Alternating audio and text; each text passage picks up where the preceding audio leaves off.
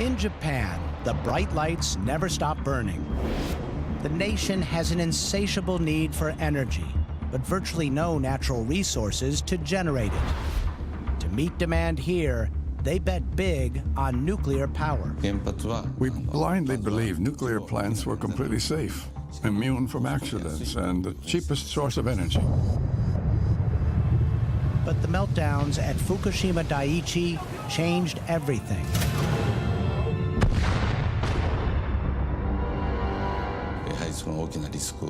To avoid another Fukushima, we should close all nuclear plants.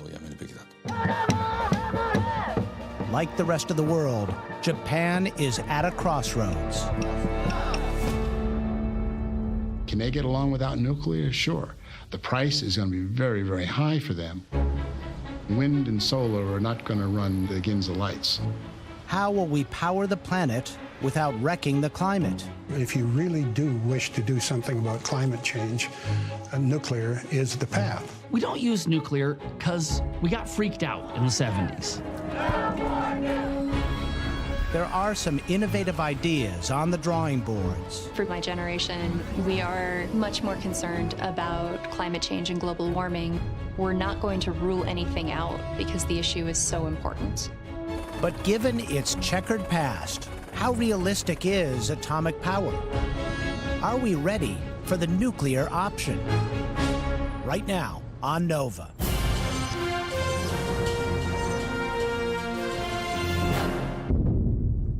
Breaking news, a violent earthquake off Japan's northeast coast has rocked a 7.9 earthquake in Japan. It began with an epic earthquake at sea.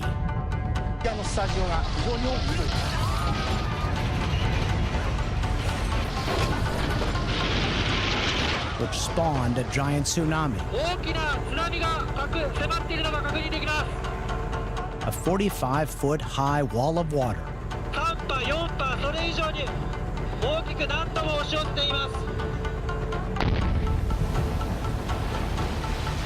It rolled over the Fukushima Daiichi nuclear power plant, triggering a cascade of failures. 3 hydrogen gas explosions. 3 meltdowns. The uncontrolled release of radioactivity into the ocean and into the air. It contaminated a huge swath of land, prompting the evacuation of more than 100,000 people in a 12-mile radius. The worst affected areas, northwest of the plant, remain off-limits, abandoned. No one will be able to live here for a very long time.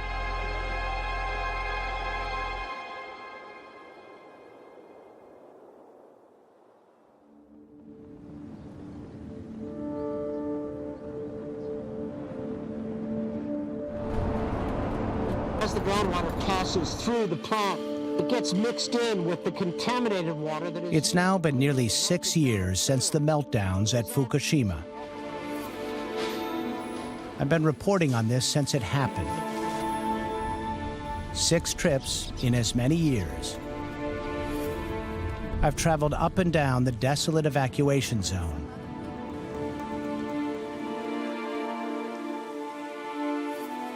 We are about a kilometer from the Fukushima Daiichi plant, getting particularly high readings here, 34 microsieverts per hour. Victims who lost so much in the earthquake and tsunami in limbo, unsure when or if they can return home. I lost 3 family members, my mother, my wife, and my oldest son. I thought if we fixed the house, we could return here to live. I thought that when we left. But now that I see it, there's no way. No way. And many are understandably opposed to nuclear power. From now on, I don't want them to build another nuclear plant ever again. That is a sentiment shared all over Japan. In Tokyo, the drumbeat remains steady. Protesters still regularly gather outside the Prime Minister's office to demand a permanent shutdown of all the nuclear power plants.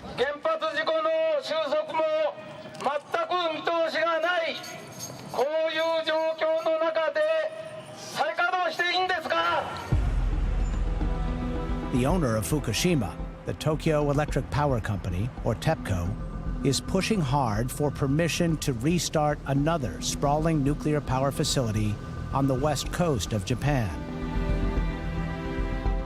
The Kashiwazaki Karawa atomic plant is the largest in the world, or was. Today at KK, the operators are simulating disasters, but the plant remains closed like nearly every other nuclear power facility in Japan. After the meltdowns at Fukushima, TEPCO invested heavily in safety upgrades here. A 50-foot-high seawall and watertight doors. On high ground, a fleet of backup generators and fire engines,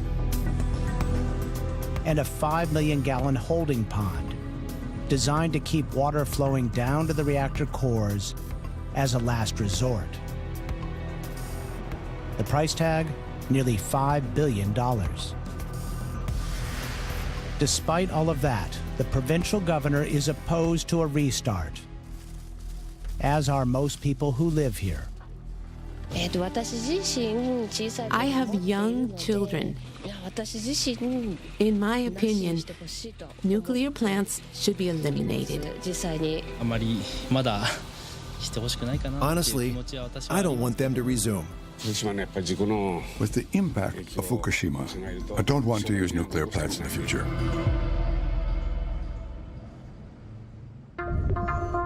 Before the Fukushima disaster, Japan derived 30% of its electricity from 54 nuclear reactors.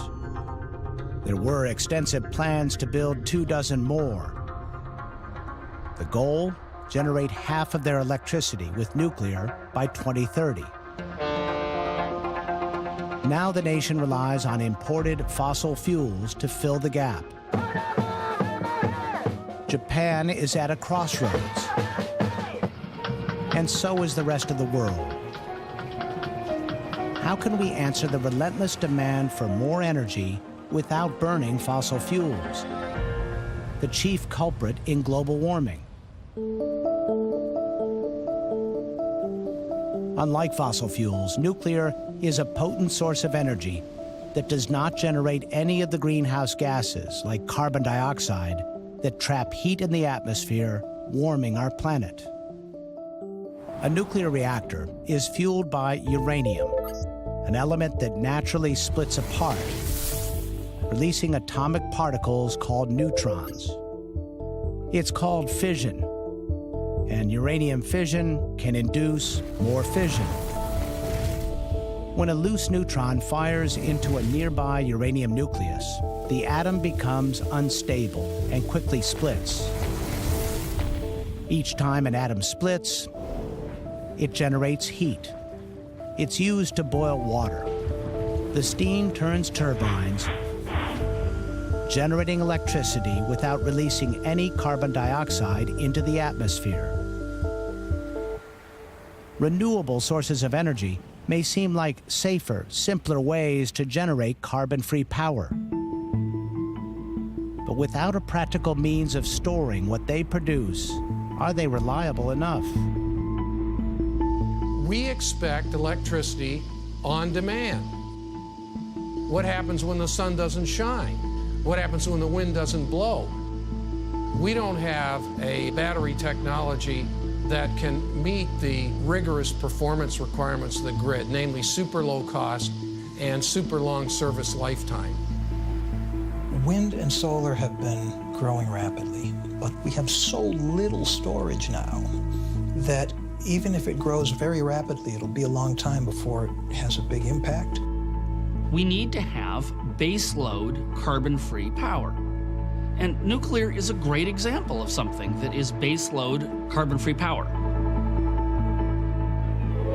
But since the dawn of the nuclear age, that signal means to stop whatever you are doing and get to the nearest safe place fast. Fear of atomic bombs, radiation, and concerns about storing the radioactive waste have made nuclear power seem too risky.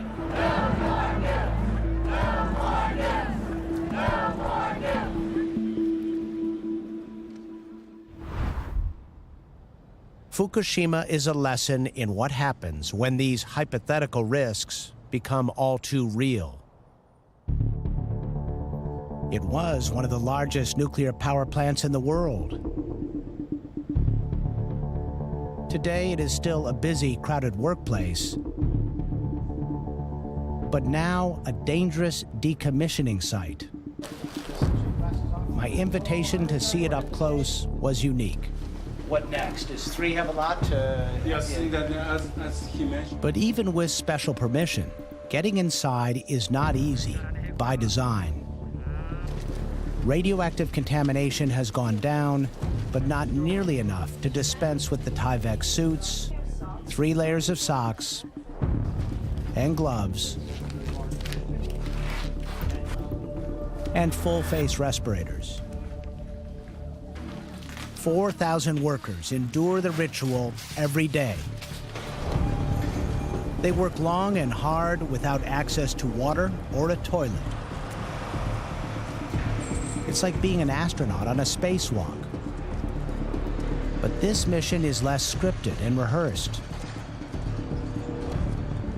There is no playbook. The biggest challenge is that we've never done anything like this. No one in the world has this experience. Naohiro Masuda is TEPCO's chief decommissioning officer, the man in charge of this unprecedented cleanup. It's neither a job he sought nor could have imagined when he began working for the utility 30 years ago. My generation joined the company to generate electricity with nuclear power. That was our purpose in life. So when it comes to decommissioning work, I feel there's a bit of a dilemma, like, what is our goal here? And we still need to decide what we're going to do. For that, we need to rely on the knowledge of people around the world. He relies heavily on this man. For them to come out and to publicly say we need help is different for them.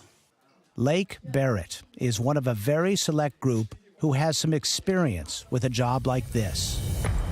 It was an accident at the 3 Mile Island nuclear power plant, which is The Nuclear Regulatory Commission appointed him to manage the decommissioning of 3 Mile Island Unit 2 after it melted down in 1979, releasing a negligible amount of radiation into the atmosphere. There's a lot of similarities between TMI and Fukushima, and there's also a lot of differences. Fukushima is much more complex, the damage is much greater, there's 3 melted cores, but the fundamentals of how you address this and how you recover are similar. We are now 5 feet into the core. Boy, a lot of debris.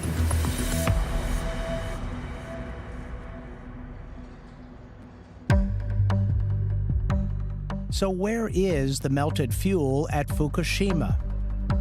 In the type of reactors that were built there, the uranium fuel sits inside rods, underwater, in a steel pressure vessel, surrounded by a concrete and steel containment structure inside a reactor building. All those layers of protection are there in case the cooling water stops flowing. If that happens, it quickly boils away, exposing the fuel, and it melts, turning into radioactive magma.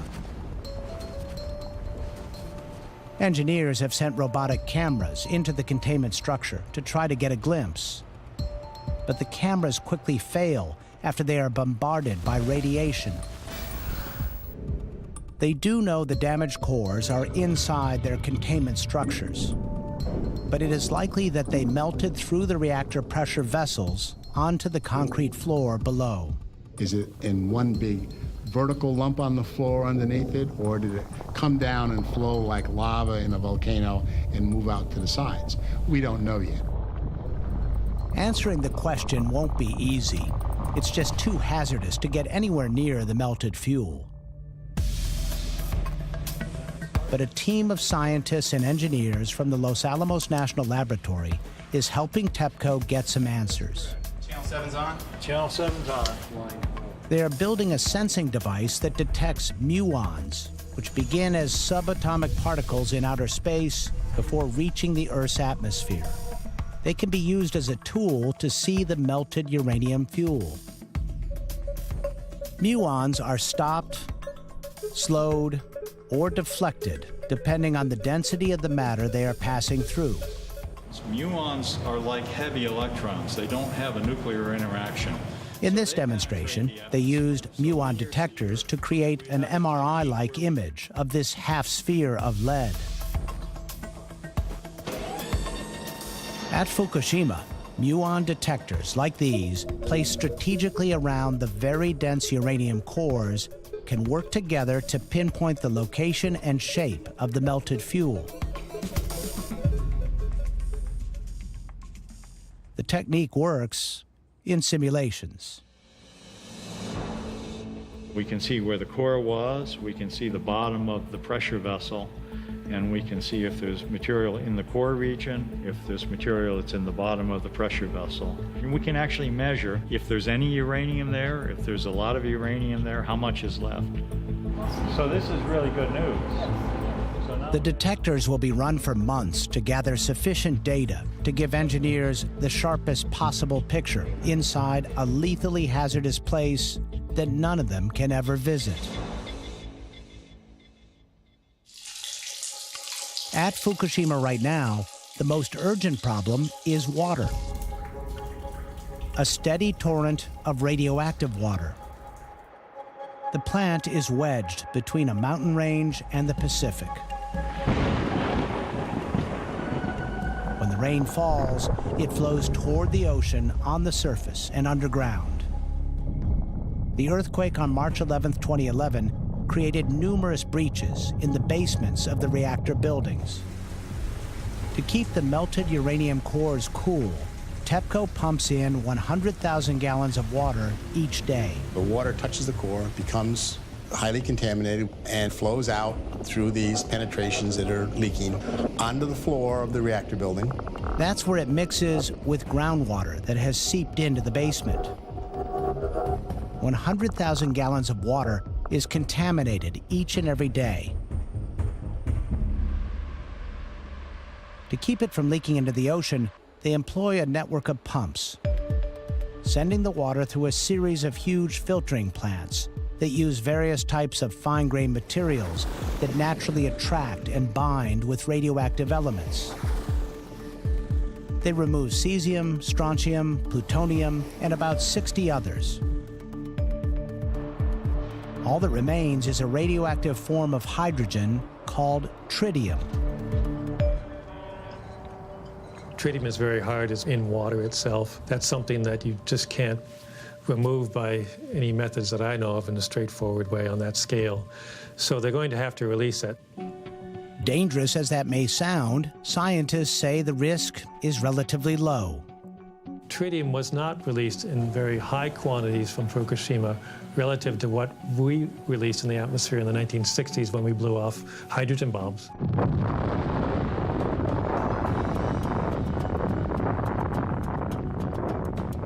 There was a lot of tritium put into our ocean, so we're going to be adding in a small amount of tritium to an ocean that already has tritium in it. In the meantime, they are storing the tainted water in tanks. Lots of tanks. They have to finish construction of a new one about every other day to keep up. A plateau above the destroyed reactors now brims with more than 1,000 of them. They hold more than 264 million gallons of water. While TEPCO has enough space to keep building them for years, it is clearly not a sustainable solution. And yet the government has refused to issue a permit that would allow the utility to drain the tanks. To get there, they're going to have to rebuild the public confidence that they understand and trust the people that are telling them these messages, and ultimately that people realize you can't just keep building tanks, right, forever. There has to be a limit. Meanwhile, TEPCO is desperately trying to reduce the amount of groundwater that becomes contaminated in the first place. They have encircled the damaged reactors with 1,500 pipes that go 100 feet deep. They are filled with coolant that is 22 degrees below zero, creating a mile-long underground barrier of frozen soil. The hope is it will deflect the groundwater away from the melted fuel. But why ice? When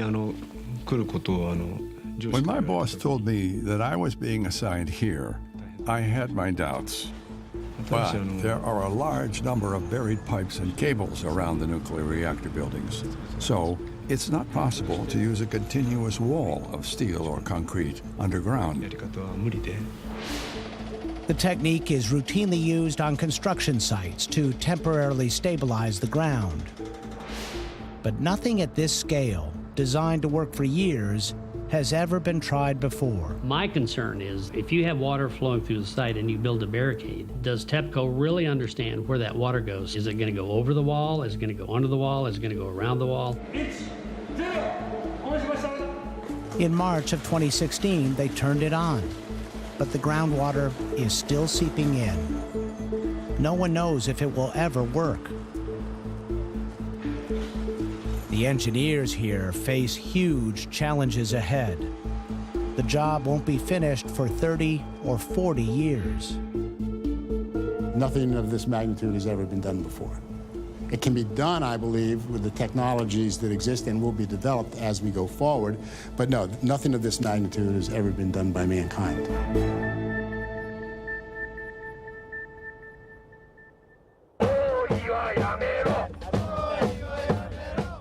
They are being watched by a scared, skeptical populace. And unfortunately, scientists can offer little reassurance. Biophysicist David Brenner is director of the Center for Radiological Research here at Columbia University Medical Center. In my opinion, everybody who lived in Fukushima Prefecture and even outside who got some very low level of radiation exposure, and that's pretty well everybody, would be subject to a very small increase in cancer risk. But beyond that, scientists cannot say anything conclusive about their long-term risk of developing cancer or genetic defects. The individuals in Fukushima Prefecture want to know what are the real effects of the radiation that I was exposed to. And we can't give them the answers that they need, and that's a really unfortunate situation. I personally find it a very frustrating situation. About 18,000 people died as a result of the earthquake and tsunami on March 11, 2011. But no one has died by radiation from the meltdowns.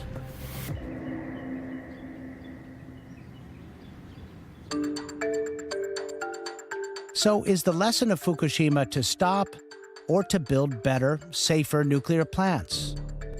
Plants that employ a host of new technologies that matured long after most of our current fleet of nukes was designed.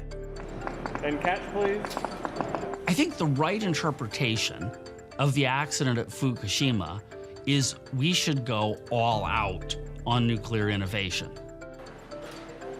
If the Japanese had replaced these elderly plants with modern plants, Fukushima wouldn't have happened.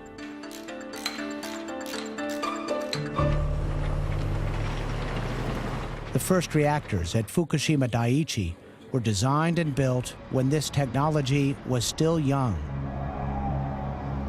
The Fukushima plant designed in the 1960s was literally a slide rule era plant. You know, there's a few calculations in that year they could have done on a mainframe, but that mainframe has less power certainly than you do in your cell phone. The design that failed at Fukushima is an early model boiling water reactor. There are currently 32 reactors of this vintage still running in the world. In all, there are about 450 nuclear reactors generating 11% of the planet's electricity. In the U.S., nuclear power fills about 20% of the nation's power demand. The vast majority of nuclear power plants were built with technology and techniques from the 60s and 70s and are water-cooled. Despite steady improvements over the years, water-cooled reactors still have a serious vulnerability: a station blackout that stops the crucial pumps that keep cooling water flowing. This is what happened at Fukushima. To make fission robust enough to generate power, uranium is enriched, shaped into pellets, and then stacked into fuel rods. This ensures lots of uranium atoms are close enough to each other to allow a healthy chain reaction. To manage the rate of the reaction, control rods that absorb neutrons are moved in and out of spaces among the fuel. During an emergency shutdown or scram, the control rods are pushed all the way in, terminating the chain reaction. The earthquake of March 11, 2011 prompted an automatic scram at Fukushima. But it also brought down the crucial transmission lines that connected the plant to the power grid. Then the tsunami waves wiped out the emergency backups, the generators and batteries designed to keep electric pumps pushing water over the reactor cores while they cooled down. Currently, the existing fleet of reactors use pumps and diesel generators and AC and DC power to provide the cooling to the nuclear reactor core. If you lose connection to the grid, essentially you have no way of cooling that core. Some of the results from that... Jose Reyes is a nuclear engineer at Oregon State University. In the early 2000s, he and his team partnered with Westinghouse Toshiba to design the prototype for a new generation water-cooled nuclear reactor called the AP1000. It has an emergency water reservoir above the reactor. It is designed to prevent a meltdown for as long as 72 hours, using gravity and convection, but no electricity. If the reactors at Fukushima could have coped for that long, the meltdowns would not have happened. 4 of these AP1000s are now under construction in Georgia and South Carolina, and 4 more in China. So what you're looking at here is the reactor vessel in the center. But more recently, Reyes is focused on smaller, and he thinks better things. He is the co-founder and chief technology officer for an Oregon-based company called NuScale. In our design, the reactor vessel sits inside the containment, and then that whole system, the containment and the reactor vessel, sits underwater, underground. And that's the whole safety system for this plant. NuScale reactors are small and modular, designed to be operated in clusters, completely submerged in a 4 million-gallon pool of water. Each can generate about 50 megawatts of electricity, enough to power nearly 40,000 homes. So 12 of them linked together could service 450,000 homes, or about as much as a conventional nuclear power plant. As we've gone through the patent process, some of the patent examiners have said, this is too simple. How is this possible that this hasn't been done before? Unlike Fukushima, where critical coolant pumps had to keep running for the reactors to cool down, NuScale has designed a plant that requires no pumps and no electricity at all. So a lot of these are tied to actual valves. Okay. Right now, they are still trying to validate the concept and clear the massive regulatory hurdles. It will take many years, but NuScale already has a customer, the Utah Associated Municipal Power Systems. The plant will actually be built across the state line in Idaho, at the federal government's premier nuclear power test site. a storied place emerging from a long nuclear winter. When I came to Argonne in 1963, I was then 28, 29 years old. The world was my oyster. When Chuck Till first came to the Argonne National Laboratory, it was a great time to be a nuclear physicist, a golden era. A lot of things had been discovered, but very many had not. The things that would be necessary for civilian nuclear power to be a success basically had not been explored. And at Argonne, you were right in the center of it. Argonne's vast testing site in the Idaho desert is ground zero for nuclear power generation. More than 50 novel reactor designs have been built and tested here since 1949. It is hallowed ground for nuclear engineers. The beginnings of nuclear power were here. The beginnings of useful nuclear power were here.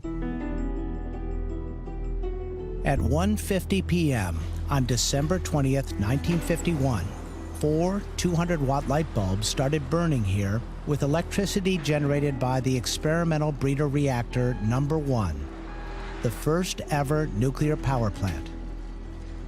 Besides the fact that it proved splitting atoms could generate power, it also demonstrated a very clever way to do it. The fuel was cooled with liquid metal, sodium mixed with potassium, which has a low melting point. It absorbs more heat and has a much higher boiling point than water.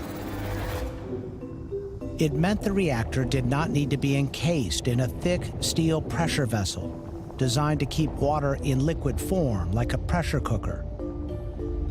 It was inherently safer, or so the scientists hoped. They built this reactor to test the concept, experimental breeder reactor number 2. The experimental breeder reactor number 2 is a reactor that's known to all nuclear programs around the world. It is a full-scale plant, and it proved all kinds of firsts in nuclear power.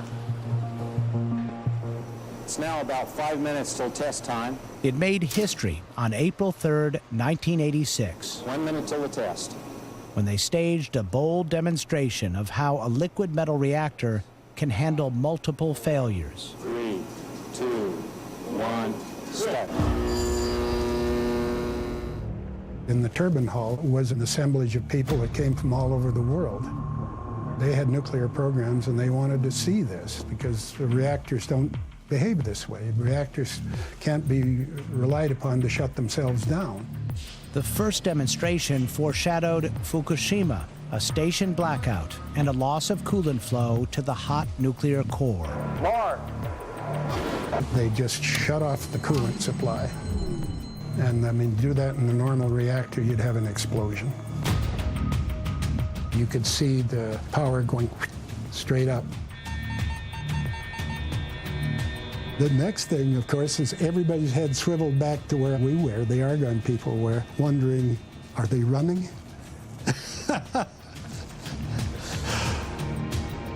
The demonstration went as hoped. The power trace went up like that, came down well below where it had to come down, and the reactor just quietly shut itself down. Deprived of any cooling, this reactor did not melt down or explode. But how? Remember, to sustain a healthy chain reaction, uranium atoms must be close enough to each other so the neutron bullets can hit their targets. When the liquid sodium coolant pumps stop, the temperature initially rises, expanding the reactor core, dispersing the uranium atoms. As a result, the chain reaction is reduced, causing the temperature to go down. So the laws of physics and the robust cooling capacity of liquid sodium metal bring it automatically to a safe shutdown. At the time of that dramatic test, Chuck Till thought this was the dawn of a new era. He envisioned widespread commercial use of sodium reactors based on this design. Absolutely. The world was going to need massive amounts of energy, and here was the way. There was no doubt. Sodium-cooled reactors, properly designed, are safer. I say that without question. So why don't we have them? We were stopped. There has been a nuclear accident at the Chernobyl atomic power plant. A few weeks after that demonstration, a reactor at the Chernobyl nuclear power plant in the Soviet Union blew up during an ill-conceived test. Chuck Till's success was totally eclipsed.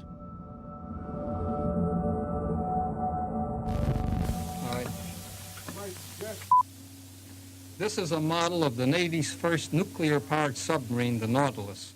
But the seeds of the demise for sodium reactors were planted many years earlier by this man, Admiral Hyman Rickover, the father of the nuclear navy. This is the reactor or the atomic pile. There's uranium in here. He selected nuclear reactors cooled with water to propel the Nautilus, the first nuclear-powered submarine.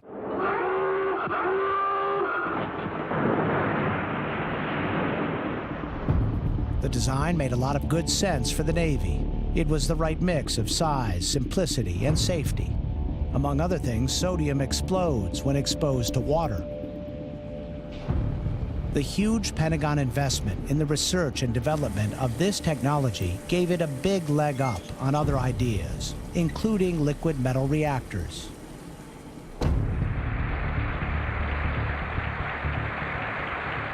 About the same time, President Eisenhower delivered his famous Atoms for Peace speech at the UN. So my country's purpose is to help us move out of the dark chamber of horrors into the light. He hoped to change the way the world thought about splitting atoms, from bombs to light bulbs. He wanted to export U.S. nuclear power technology, and he was in a hurry to beat the Soviets. Adapting the nuclear Navy technology for use on land offered the fastest path to market. In 1957, the first commercial atomic power plant in the U.S. opened near Pittsburgh, in Shippingport, Pennsylvania. Admiral Rickover personally oversaw the design and construction. Very quickly, reactors cooled with water became the norm. For 20 years, utilities went on a nuclear building binge. But then, in the 1970s, environmentalists took aim at nuclear power. The fear of radiation and the inextricable link to atomic weapons and their proliferation changed the equation. Protesters viewed nuclear power as inherently unsafe, too complex, and costly. And indeed, as the safety regulations increased, so did the cost of building the plants. The Achilles heel of nuclear power is that you can't protect against every conceivable accident. You can put a lot of extra safeguards into place and really lower that uncertainty as much as you can, but that will raise the cost of nuclear power when it's already unaffordable. By the mid-70s, the Atomic Energy Party was winding down. And then came the movie. This is Jack Goodell. We have a serious condition. You get everybody into safety areas and make sure that they stay there. The China Syndrome premiered on March 16, 1979. It is the story of an evil corporation cutting corners, leading to a nuclear meltdown. The number of people killed would depend on which way the wind is blowing. Render an area the size of Pennsylvania permanently uninhabitable, not to mention the cancer that would show up later. 12 days later, in Pennsylvania, life seemed to imitate art at 3 Mile Island. The seriousness of the meltdown there unwittingly embellished by Hollywood.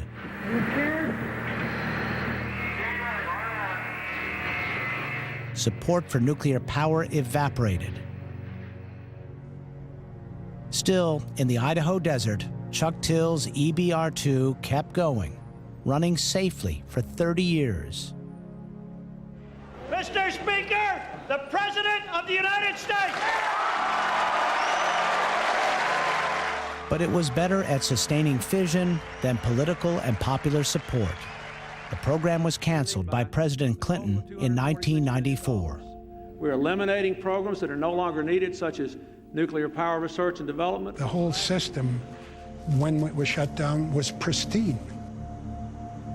30 years of operation. What a very unfortunate scene.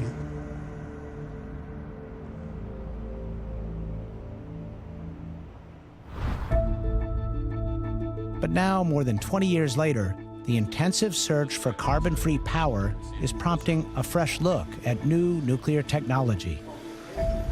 In the face of climate change reality, the money is starting to flow in this direction again. The federal government has placed some new bets on nuclear innovation. In Idaho, they are taking some of the old test reactors out of mothballs. The fact that we're restarting that tells us that we're restarting a testing infrastructure to start to develop the next generation of nuclear power. Something like this. Argonne's test site is now called the Idaho National Laboratory. Its director, Mark Peters, oversees several partnerships with the private sector to improve technology, the state-of-the-art in water-cooled reactors known as Generation 3. But the main goal is to commercialize Generation 4.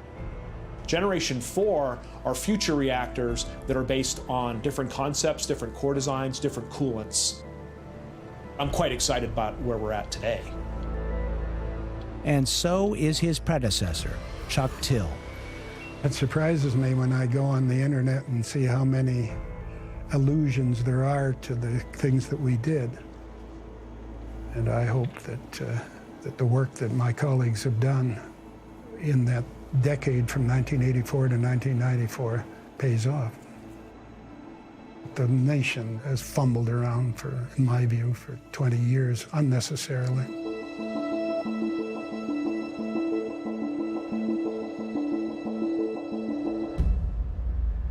But now Chuck Till's vision may finally be gaining some critical mass.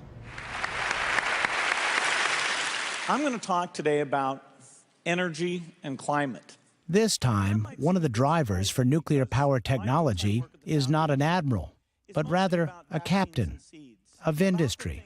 And so what we're going to have to do at a global scale is create a new system. Microsoft founder Bill Gates is among a handful of entrepreneurs with seemingly bottomless pockets, making big bets on nuclear power.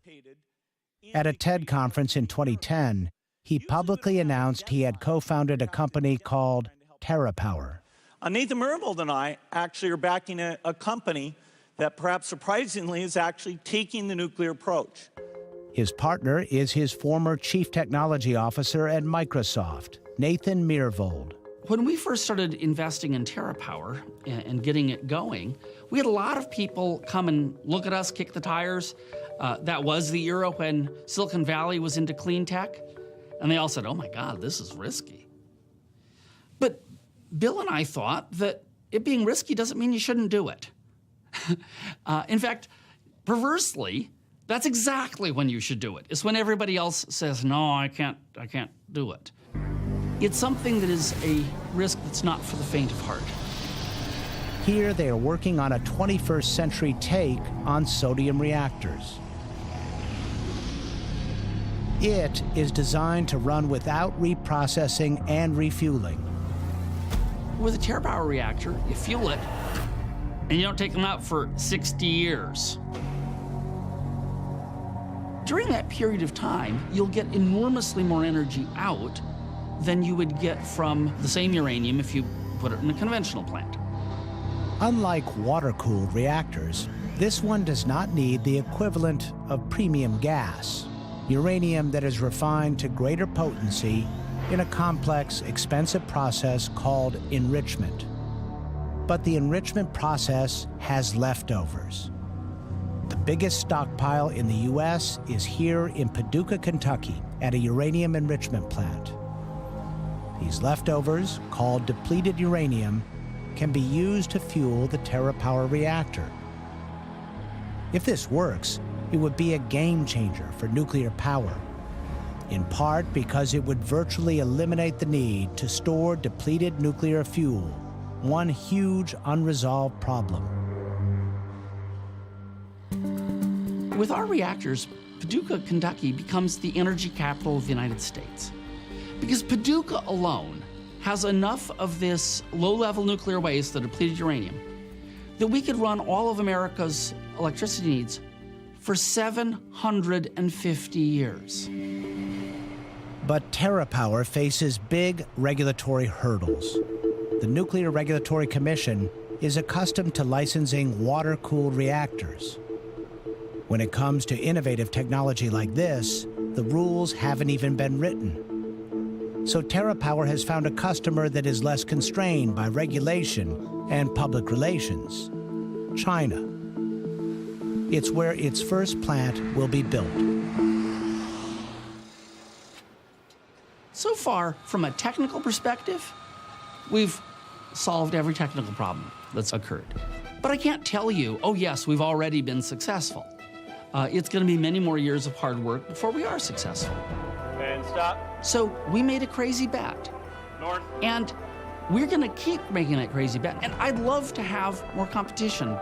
I'd love to say, you know, we're neck and neck with 3 other companies, because that's what moves things forward. It appears Nathan Myhrvold will get his wish. A DC-based think tank, Third Way, conducted a survey in 2015 and found more than 40 startups across the U.S. developing advanced nuclear power designs. These atomic business plans have lured more than $1 billion in investment. I think a lot of it might just be the changing demographics of nuclear engineers, that now there are a large number of young nuclear engineers who think, I have a really good idea, I'm going to flesh out this technology, I'm going to raise some funding, I'm going to see if I can do this on my own. How much do you have to worry about free fluorine formation? Leslie Dewan is one of the young entrepreneurs leading this revolution. Yeah, because that's what I'm hoping. It's a new generation with a different outlook. Atomic power doesn't carry the same stigma for them. They are more concerned about powering the planet while addressing climate change. All of this led Leslie to MIT to study nuclear engineering. This is a general trend around the world. She was a grad student on the day the tsunami hit Fukushima. It was especially shocking to me because when I first heard the news, I thought there are overblown media reports, but I trust that everything will be okay. But it went orders of magnitude beyond what I had thought the worst-case scenario accident was going to be. And yet she didn't waver in her goal to build a new kind of nuclear power plant. It made me want to work even harder on developing newer types of reactors that don't have the same cooling requirements and that are even more robust in the case of even more extreme accident scenarios.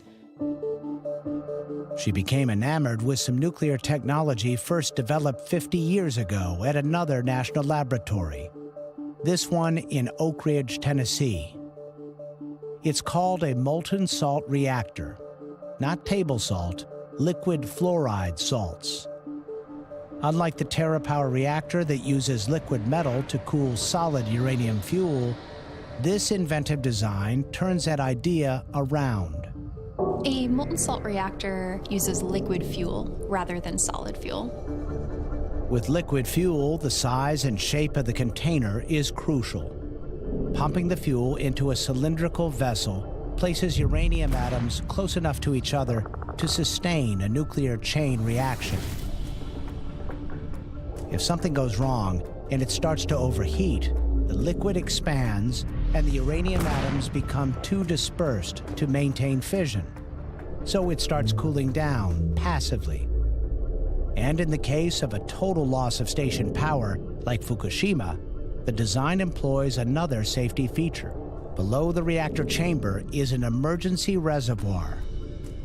The drain leading to the reservoir is plugged by the same salt mixture, but it is refrigerated so that it freezes solid. Without electricity to keep it cool,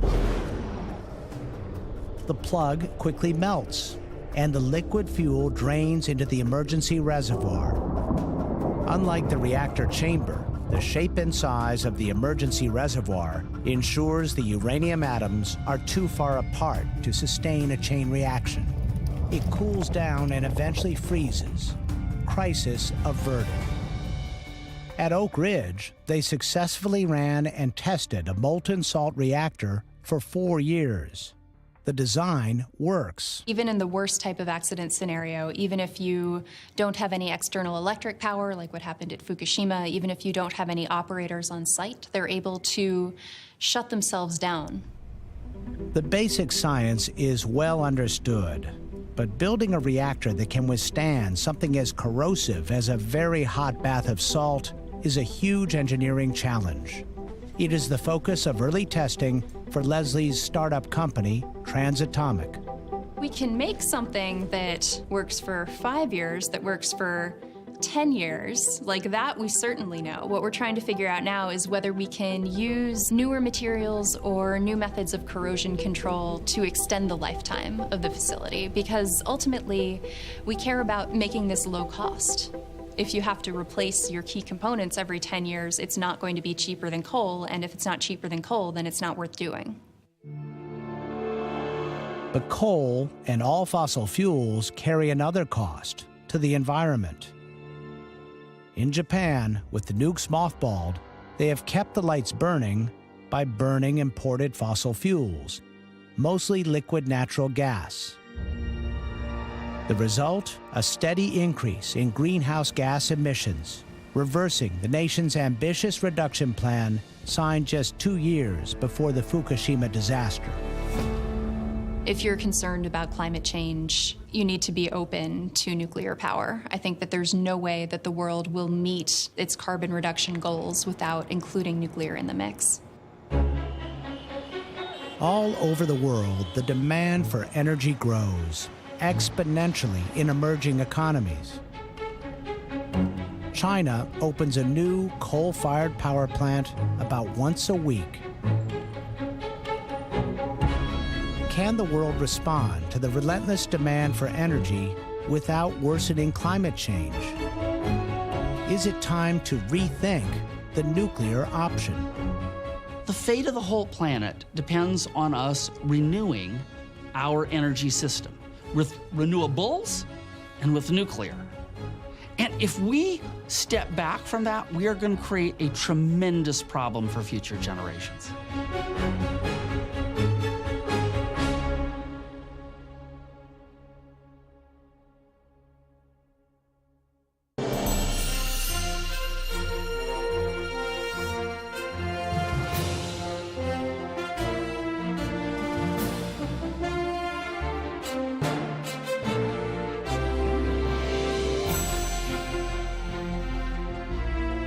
This NOVA program is available on DVD. To order, visit shoppbs.org or call 1-800-PLAY-PBS. NOVA is also available for download on iTunes.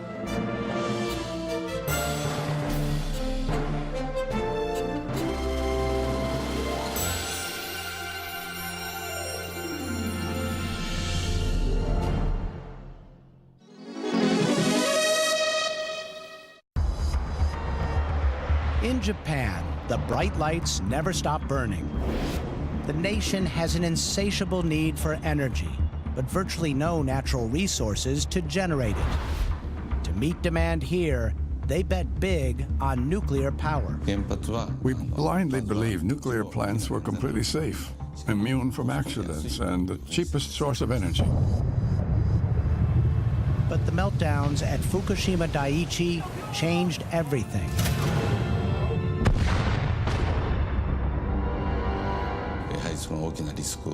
To avoid another Fukushima, we should close all nuclear plants.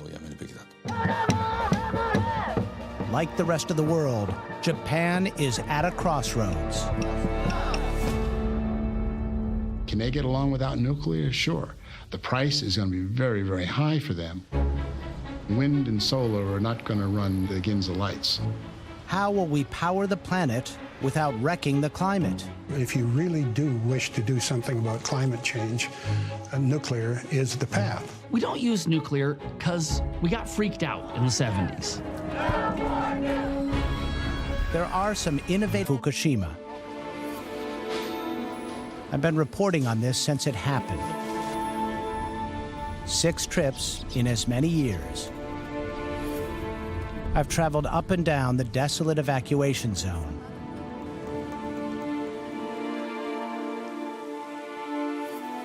We are about a kilometer from the Fukushima Daiichi plant, getting particularly high readings here, 34 microsieverts per hour. Victims who lost so much in the earthquake and tsunami in limbo, unsure when or if they can return home. I lost 3 family members, my mother, my wife, and my oldest son. I thought if we fixed the house, we could return here to live. I thought that when we left. But now that I see it, there's no way. No way. And many are understandably opposed to nuclear power. From now on, I don't want them to build another nuclear plant ever again. That is a sentiment shared all over. Ideas on the drawing boards. For my generation, we are much more concerned about climate change and global warming. We're not going to rule anything out because the issue is so important.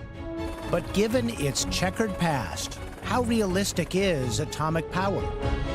Are we ready for the nuclear option? Right now on Nova.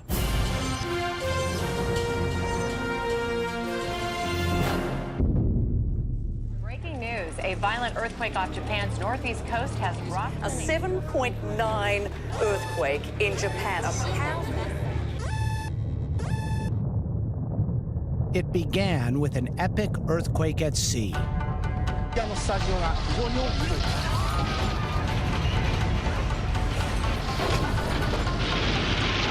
Which spawned a giant tsunami. A 45-foot high wall of water.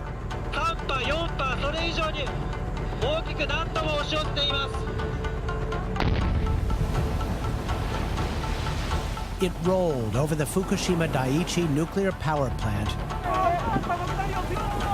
Japan.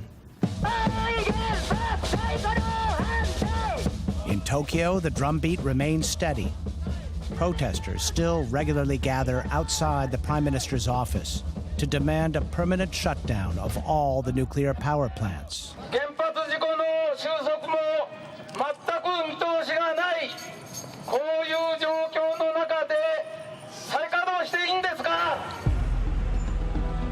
The owner of Fukushima, the Tokyo Electric Power Company, or TEPCO, is pushing hard for permission to restart another sprawling nuclear power facility on the west coast of Japan.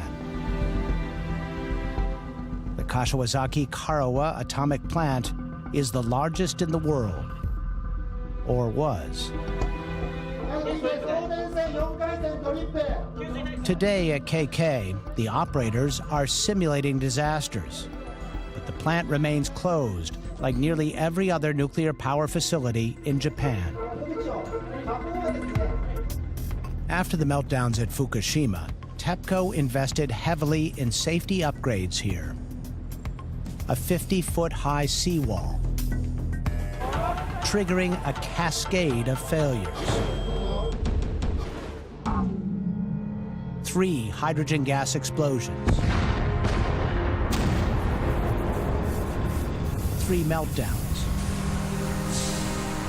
The uncontrolled release of radioactivity into the ocean and into the air. It contaminated a huge swath of land, prompting the evacuation of more than 100,000 people in a 12-mile radius. The worst affected areas, northwest of the plant, remain off-limits, abandoned. No one will be able to live here for a very long time.